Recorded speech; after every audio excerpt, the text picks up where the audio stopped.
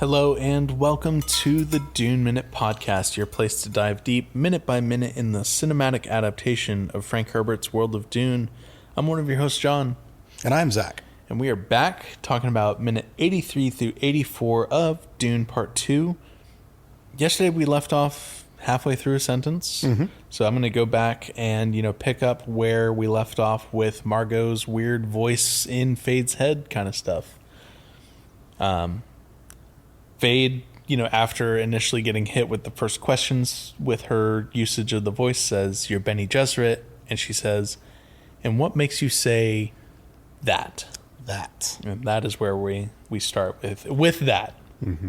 We get some background rumblings that are going on. The tension's building. There's a lot of background rumblings. The lights are still, going off and going crazy with the fireworks and everything. And Fade says, "I remember now. I dreamed about you last night." And Margot's response, "A pleasant dream, I hope." "Don't mock me, woman. I wouldn't dare. I know your Bene Gesserit tricks." "And what do you know about the Bene Gesserit?" And all of Margot's responses are like in his head, still utilizing the voice, still like really fucking with him. And during all of this, she is turned away from him and walking, and we're not even looking at her mouth moving at this point. Right. So this is like truly she's fucking in his head. And this is why I feel like what we talked about it yesterday, like her usage of the voice and, manipulation of psychology is probably the best in the Bene Gesserit, or one of the best in the Bene Gesserit because of this. Yeah. We see, near the end of the movie, spoilers, there's a little bit of psychic, back and forth between Gaius, Helen, Mohiam, and Jessica, but that would make sense for two sisters of the Bene Gesserit to be able to communicate telepathically. Yeah. But for her to just go super hard into, Fade's, brain like that, where he has to, verbally, give all of his responses, but she's just like still living in his head. And that's a thick old head to get through. The bone shield of his forehead is very, very dense. But she is walking away from him, and I thought it was really funny that he continues his Dennis Reynolds impersonation, where he goes, "Look at me when you're talking to me." And she does look at him. Because as soon as she asks, "And what do you know about the Bene Gesserit?" using the voice, we see her speak for the first time again. Yeah. Where she turns and says, "Tell me, something wrong?" And they're in a brand new room. Yeah. So now, real quick, one thing I want to talk about before we talk about this new room that they're in. Okay. I wanted to save these notes from Art and Soul until we were talking about all of the voice moments, because Art and Soul goes to talk very in depth about the design and construction of this long bridge. And the bridge is deliberately built to look like the rib cage of a whale. Makes sense.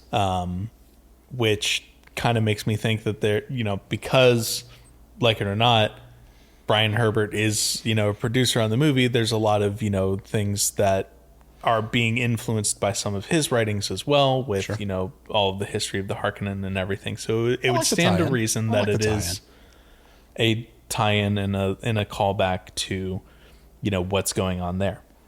I guess this would technically be a call forward since this came out before Prophecy. I mean, it's a reference. Yeah, too. Sure. The lighting for this scene with all of the fireworks going off in this hallway is practical. The hallway itself is a practical set that was built. Nice. Not at the, great length of scale. Sure. But it was built, and, it was like 30-meter tall, what they called the rib cage.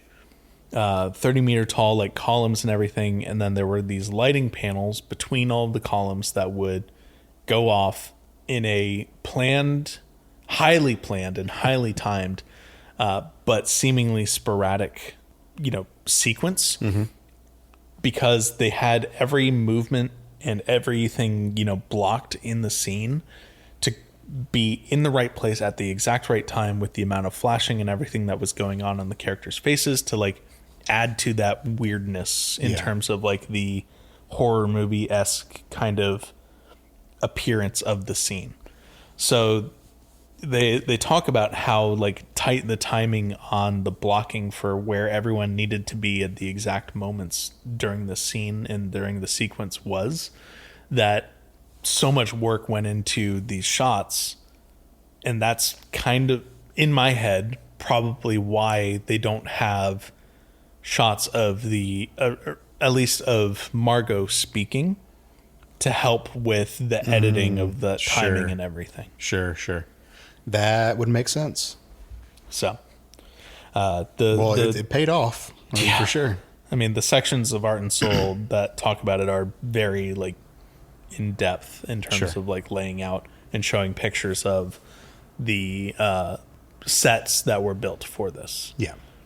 But then, we end up at the end of this voice conversation in a new room where It's just the three of them. I'm sorry. It's just the three of them in this room.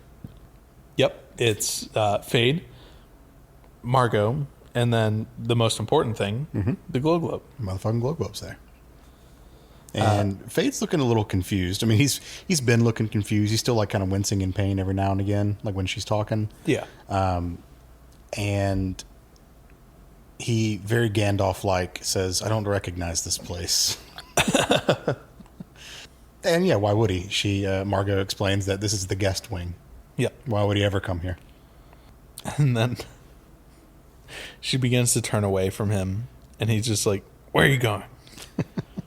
She, still being super coy, just kind of looks back and says, "To my room." Yep. And just leaves him there.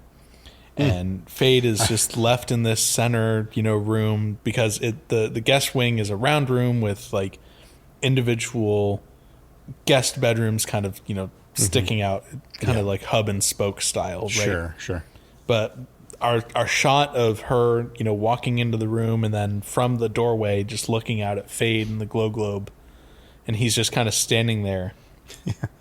And this is where we get the really good shot and the close-up of the Glow Globe. So it's got like a helmet on almost. Yep. It's like, it's kind of like a spider is just resting on top of the Glow Globe with its little legs hanging down. Very utilitarian, very old, looks like. I mean, this seems like an old design. It's not as sleek and futuristic as some of the other ones. It's definitely more industrial design. Yeah, maybe that's the better way of describing it. Yeah. Which would make sense because Gady Prime is a giant factory. Yeah, exactly. So we shift from here to some interior shots of Margot's room. And she is like undressing in slow-mo. She starts to take her hood off and she's walking over to the bed, and she's got these super long like gloves on that go up past her elbows and everything. John, I fear this would work on me. No voice needed. Nope. So my last note for this minute here is it just said, "God, beds in this time period look so uncomfortable." Because they're like hella platform beds. Yep. They're the type of bed that has like the bed, like a foot of bed frame on either side of the mattress. Yep. To where you have to like roll over that if you want to get out of bed. Ugh. Not good if you have to get up in the middle of the night to pee or whatever. No. It just, and they look so thin. I don't know what memory foam technology has, or how that has advanced in the 30,000 years to this point. Hopefully a lot, to where you could have just a thin ass mattress and it still feel really, really good. Yep. But yeah, it does not look like a fun bed to me. I have a few notes from Art and Soul about this sequence as well in this room, in this scene. Yeah, go for it. And I want to get to them for today because tomorrow I feel like we're going to have some more things to talk about. Margot Fenring's guest bedroom was designed specifically so that in the back of the room there's a giant circle on the wall, right? And you have all these thin, thinner, I should say, pieces of siding coming out from and kind of like wrapping around the room as a whole.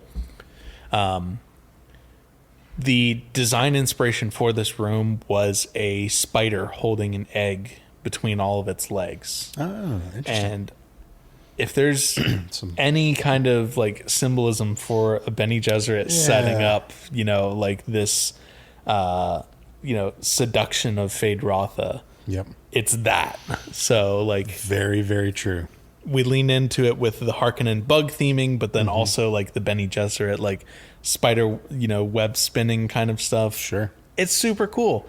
I love that kind of shit. The subtle details. It makes me so excited to see what they do for Messiah and like what the set, like that'll be one of the things that, on rewatches, like I'm going to be looking so closely at set design and everything there because I know they're just going to fucking kill it.